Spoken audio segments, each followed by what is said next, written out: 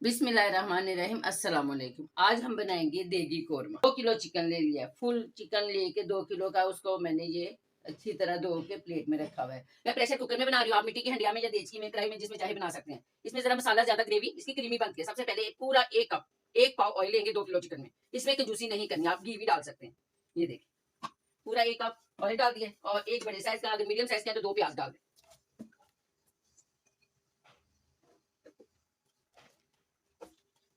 इसको हमने हल्का सा फ्राई करना है, लाइट सा कलर जब आना शुरू होगा फिर मैं आपको दिखाऊंगी। बस इसी तरह ऑयल और प्याज को फ्राई करेंगे सबसे पहले, वरना अगर हम इसी तरह सब कुछ डालते जाएंगे तो इसका जायका आम हंडिया जैसा बनेगा, हमें वो कोरमा नहीं मिलेगा जो हमें चाहिए।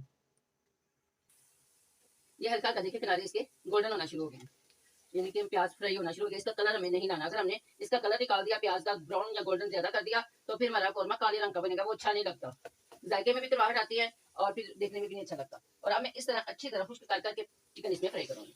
पानी नहीं जाना चाहिए चिकन का, प्याज के साथ ही हमने सारा चिकन शामिल कर देंगे। ये 2 किलो चिकन की रेसिपी है जो मैं आपको आज सिखा रही हूँ।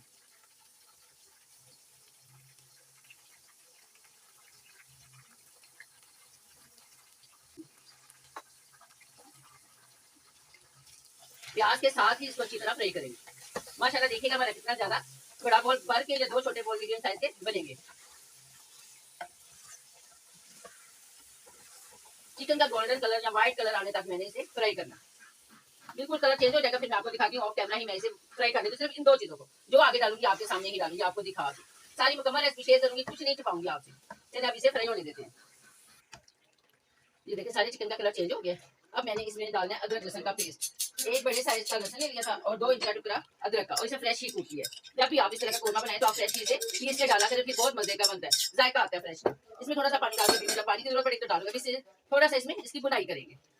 ये देखिए इस तरह मैं 2-3 चम्मच चला के फिर आगे जो डालना है आपके सामने डालती हूँ। लहसुन अदरक की इसमें बुनाई हो रही है, इसमें डालूंगी मैं हस्बे जायका हाफ टेबल स्पून नमक, 1 टेबल स्पून या हस्बे जायका ये भी आप सूरज मिर्च डाल सकते हैं। मैं 1 टेबल स्पून फुल भर के डाल रही हूँ क्योंकि इसमें ब्लैक पेपर भी डालना है और हरी मिर्च अगर पसंद है तो डाल दें। 1 टीस्पून हल्दी, घर की हल्दी है इसलिए इसका ये कलर है। नमक मिर्च हल्दी भी इसमें चलेगी। लहसुन अदरक और प्याज, अब इसमें मैंने इसमें डालना है टमाटर की पेस्ट डालनी है। रेस्ट साबुत टमाटर नहीं डालूंगी, 1 पाव टमाटरों की पेस्ट ये मैंने फ्रीज की हुई थी। ये देखिए ये 1 पाव टमाटर की पेस्ट डाल दी। 3 अदद छोटी इलायची, 1 टीस्पून धनिया पाउडर, जायफल जरवतरी 1 टीस्पून ये भी पाउडर किया हुआ है।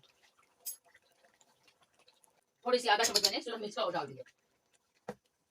इसमें अभी दही भी जानी है इसलिए मैंने इसमें सूरज मिर्च डाल दिया। थोड़ी सी काली मिर्च भी डालेंगे, गरम मसाला भी डालेंगे, सब कुछ डालेंगे, आपके सामने ही डालेंगे। और मैं इसको भूनती जा रही हूँ और आपको दिखाती जा रही हूँ। ब्राउन किया हुआ प्याज फ्रीज किया हुआ था, इसको इस तरह डाल दें, इससे इसमें हल्का सा लाइट सा कलर आएगा और जायका भी आएगा। अब हम प्रेशर कुकर को करेंगे बंद, 3 से 4 मिनट के लिए विसल चलेगी, फिर खोल के आपको दिखाएंगे। पानी नहीं डाला और ना ही आपने डालना। 3-4 मिनट सीटी चली थी तो फिर मैंने इसे खोल दिया, स्टीम निकाल के फिर प्रेशर को आपने खोलना। ये देखिए ये टमाटर प्याज सबने ये चीज सब्जियों ने पानी छोड़ा, पानी डाला तो नहीं था लेकिन अंदर से ही निकल आया। ओपन रख के अब इसकी मैंने बुनाई करनी है। इसमें हम डालेंगे हाफ टी स्पून भुना कुटा जीरा खुशबू के लिए, हाफ टी स्पून ही हम डालेंगे काली मिर्च पिसी हुई,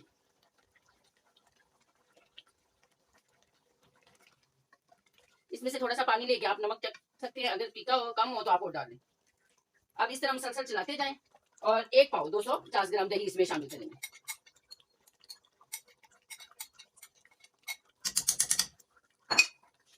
बस अब इस तरह चलाते चलाते बस मैंने भून लेना है, जब तक दही का ये जोश नहीं आएगा मैंने नहीं छोड़ना, वरना ये फुटियां बन जाएंगी और फिर क्रीमी लुक नहीं आएगा। बस जोश आने तक मैं इसे चलाऊंगी, फिर पकने दूंगी इसी तरह ऊपर रख के।